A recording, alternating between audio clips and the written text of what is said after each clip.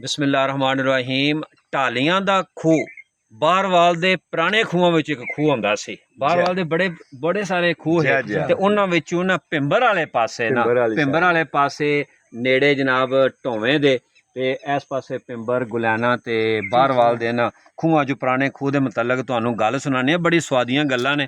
ਅੱਗੇ ਤੁਹਾਨੂੰ ਅਸਾਂ ਬਾਹਰਵਾਲਾਂ ਦੇ ਤੇ ਬੜੇ ਪਿੰਡਾਂ ਦੇ ਨਾ ਖੂਹਾਂ ਦੇ ਮੁਤਲਕ ਗੱਲ ਦਸੀਏ ਤੇ ਇਸ ਖੂਹ ਦੀ ਜਨਾਬ ਹੋਬੀ ਹੈ ਕਿ ਇਹਦਾ ਪਾਣੀ ਕਦੇ ਜਦੋਂ ਇਹ ਖੂਹ ਹੁੰਦਾ ਸੀ ਲੱਥਾ नहीं हा, खत्म नहीं होया है ते बड़ा डूंगा खूह हा ते ओदी जेहड़ी है ना कांजन अजे तक पुराने खूह दी कांजन पहले लकड़ दी होंदी ते हुण सीमेंट वाली भी अजे तक ये निशानी है। ये भी 50 साल पुरानी है। 50 साल पुरानी है। अस्सलाम वालेकुम लाला जी, की हाल है? ठीक हो लाला जी? ठीक हो? अच्छा जी, किन्ना को पुराना खूह है? तकरीबन 100 दी ज्यादा ही 100 साल तो सदी पुराना 100 दी पुराना साडी होशू पहला दा मेरा दिल साडे पिओ दादे जेडे ने ਉਹ ਮੇਰਾ ਦਿਲ ਇਸਤੇਮਾਲ ਕਰਦੇ ਰਹੇ ਨੇ ਹੰਡਾ ਗਏ ਨੇ। ਤੇ ਜਿਹੜੇ ਵਡੇਰੇ ਕਿਹੜੇ ਨਾਂ ਤੋਂ ਮਸ਼ਹੂਰ ਹਾਂ ਤੁਹਾਡੇ ਵਡੇਰੇ ਬਾਕੀ ਦੇ ਹਿੱਸੇ ਇਹ ਸਾਂਝੇ ਹੈ ਜਿਹੜੇ ਵਡੇਰੇ ਦਾ ਨਾਮ ਮਸ਼ਹੂਰ ਹੈ? ਚੌਧਰੀ ਸਰਦਾਰ ਢਾਲੀ ਦੇ ਨਾਂ ਦੇ ਮਸ਼ਹੂਰ ਆਇਆ ਜ਼ਿਆਦਾ ਇਲਾਕੇ 'ਚ ਵੀ ਦੁਨੀਆ ਦੇ ਏਰੀਏ ਪੂਰੇ 'ਚ ਦੁਨੀਆ ਇੱਕ ਨਾਂ ਲੈਂਦੇ ਸਰਦਾਰ ਢਾਲੀ ਦਾ ਉਸ ਖੂਹ ਤੇ ਆ ਜੀ ਤਾਰੀਖੀ ਜਗ੍ਹਾ ਤੇ। ਅੱਛਾ ਜੀ ਦੱਸੋ ਕਿੱਥੇ ਜੇ ਖੂਹ ਆ ਜਰਾ ਮੈਨੂੰ ਦੱਸੋ ਕਿਸ ਜਗ੍ਹਾ ਤੇ ਹਲਾਲਾ ਆਇਆ ਜਨਾਬ? ਸਰ ਇਹ ਇੱਥੇ ਖੂਹ ਆ ਜਿਹੜਾ ਕਿ ਹੁਣ ਬੰਦ ਕਰ ਦਿੱਤਾ ਹੈ। ਅੱਛਾ ਬੱਚਿਆਂ ਵਾਸਤੇ ਬੰਦ ਕੀਤਾ ਨਾ, ਬੱਚੇ ਨੂੰ ਰੈਸ਼ਨ ਲਿਆ। ਕਿੰਨਾ ਅਰਸਾ ਪਹਿਲੇ ਬੰਦ ਕੀਤਾ ਜੀ? ਤਕਰੀਬਨ ਮੇਰਾ ਕੋਈ 15 ਸਾਲ ਹੋ ਗਏ। ਕਿੰਨਾ ਕੋਈ ਹੋਇਆ? 20-22 ਸਾਲ ਹੋ ਗਏ ਨੇ। ਅੱਛਾ ਤੇ ਕਿੰਨਾ ਡੂੰਘਾ ਹੈ ਤੇ ਕਿੰਨਾ ਚੌੜਾ ਹੈ? 50 ਫੁੱਟ ਡੂੰਘਾ था। 50 ਫੁੱਟ ਡੂੰਘਾ ਹੈ ਤੇ ਚੌੜਾ ਕਿੰਨਾ ਕੁ ਹੋਣਾ? ਚੌੜਾ ਤਕਰੀਬਨ 15 ਫੁੱਟ 20 ਕਾਲ ਹੈ, ਇੰਨਾ ਹੀ ਹੁੰਦਾ 15-20 ਫੁੱਟ ਚੌੜਾ। ਅੱਛਾ ਉਹਦੇ ਚ ਹੋਰ ਦੀ ਨਿਸ਼ਾਨੀਆਂ ਚ ਇਹ ਕੀ ਹੈ? ਇੱਥੇ ਕੀ ਹੁੰਦਾ ਸੀ? ਇੱਥੇ ਕੀ ਹੁੰਦਾ? ਇੱਥੇ ਪਿੱਪਲ ਦਾ ਦਰਖਤ ਹੁੰਦਾ ਸੀ। ਅੱਛਾ ਇਸ ਜਗ੍ਹਾ ਤੇ ਆਲੂ ਹੁੰਦਾ ਸੀ। ਇੱਥੇ ਆਲੂ ਹੁੰਦਾ ਹਾਂ। ਅੱਛਾ ਤੇ ਹੋਰ ਇਸ ਪਾਸੇ ਇਹ ਕੀ ਬਣਿਆ? ਹੁਣ ਤੁਸੀਂ ਪੀਟਰ ਲਾਇਆ ਬਾਅਦ ਹੀ ਲਾਇਆ। ਅੱਛਾ ਲਾਲਾ ਜੀ ਇਹ ਦੱਸੋ ਇਹ ਜਿਹੜੀ ਕਾਂਜਨ ਇਹਦੀ ਪਈ ਹੈ ਇਹ ਜਿਸਲੇ ਖੂਹ ਕੱਢਿਆ ਉਸ ਵੇਲੇ ਦੀ ਹੈ ਜਾਂ ਉਸ ਤੋਂ ਬਾਅਦ? ਪਹਿਲੇ ਹੈ 50 ਸਾਲ ਹੋਏ। 50 ਸਾਲ ਇਹਨੂੰ ਹੋਇਆ। ਅੱਛਾ ਲੋਹੇ ਦੀ ਬਣੀ ਹੈ, ਸੀਮੈਂਟ ਦੀ ਬਣਾਈ ਹੈ। ਪਹਿਲੇ ਕਿਹਦੀ ਹੁੰਦੀ? ਪਹਿਲੇ ਲੱਕੜ ਦੀ ਹੁੰਦੀ।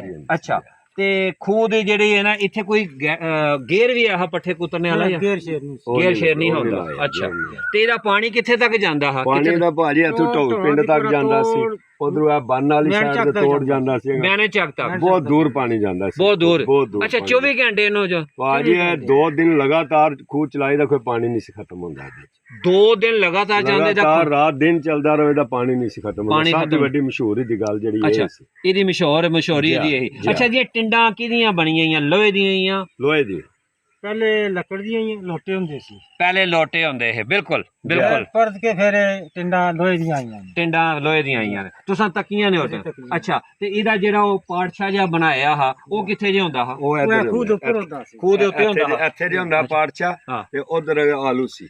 ਜਿਹੜਾ ਪਾੜਛੇ ਚੋਂ ਪਾਣੀ ਗੁਜ਼ਰ ਕੇ ਫਿਰ ਆਲੂ ਦੇ ਵਿੱਚ। ਅੱਛਾ ਇੱਥੇ ਕੋਈ ਕੱਪੜੇ ਧੋਣ ਵਾਸਤੇ ਨਹਾਣ ਧੋਣ ਵਾਸਤੇ ਵੀ ਕੋਈ ਸਿਸਟਮ ਉਧਰ ਕਿੱਥੇ? ਉਹ ਜੀ ਤੁਹਾਨੂੰ ਵਿਖਾਣੇ ਆ ਕਿ ਇੱਥੇ ਜਿਹੜੇ ਨੇ ਨਾ ਜਿਹੜੇ ਇਹਦੇ ਖੂਹ ਦੇ ਹਿੱਸੇਦਾਰ ਨੇ ਉਹ ਉਹਨਾਂ ਦੇ ਜਿਹੜੇ ਜੀ ਨੇ ਆਪਣੇ ਨਹਾਣ ਧੋਣ ਵਾਸਤੇ ਵੀ ਇੱਥੇ ਬੰਦੋਬਸਤ ਗੁਸਲਖਾਨੇ ਬਣੇ ਹੈ।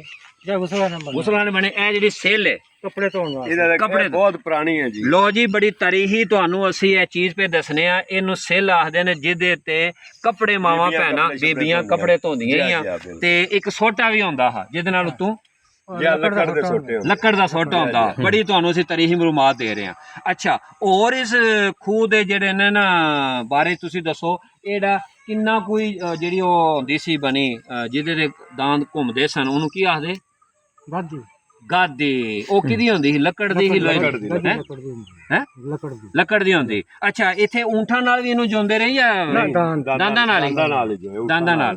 ਅੱਛਾ ਇਹਦੇ ਮਤਲਬ ਕੋਈ ਪੁਰਾਣੇ ਵੇਲਿਆਂ 'ਚ ਕੋਈ ਸਿੱਖ ਜਾਂ ਹਿੰਦੂ ਉਹਨਾਂ ਦਾ ਕੋਈ ਤੁਹਾਡੇ ਵਡੇਰਿਆਂ ਨੇ ਕੋਈ ਗੱਲ ਕਦੇ ਕੀਤੀ ਹੋਵੇ? ਕੋਈ ਸਿੱਖ ਹਿੰਦੂ ਵੀ ਇੱਧਰ ਆਉਂਦਾ ਜਾਂ ਉਹਦੀਆਂ ਕੋਈ ਜ਼ਮੀਨਾਂ ਹੁੰਦੀਆਂ ਕੋਈ ਗੱਲ ਯਾਦ? ਉਹ ਇੱਧਰ ਨਹੀਂ ਸੀ। ਹਾਂ ਉਹ ਪਿੰਡੂ ਲਹਿੰਦੇ ਵਾਲੀ ਸਾਈਡ ਤੇ ਹੁੰਦੀਆਂ, ਬੇਗੇ ਵਾਲੀ ਸਾਈਡ ਸਿਰਫ ਉਹ ਸਿੱਖ ਇੱਥੇ ਢਾਲੀ ਜਾਂ ਲੋਹਾਰ ਹੁੰਦੇ ਆ। ਹਾਂ ਢਾਲੀ ਤੁਹਾਡੀ ਜਿਹੜੀ ਇੱਕ ਆਲੇ ਚੌਧਰੀ ਬਰਾਦਰੀ ਹੈ ਤੁਹਾਡੀ। ਅੱਛਾ ਤੇ ਇਹ ਹੁਣ ਖੂਹ ਜਿਹੜਾ ਤੁਸੀਂ ਇਹ ਜਿਹੜੀ ਜਗ੍ਹਾ ਉਹਨੂੰ ਤੁਸੀਂ ਅਜੇ ਮੁਸ਼ਤਰਕਾ ਛੱਡਿਆ, ਸਾਰਿਆਂ ਛੱਡਿਆ।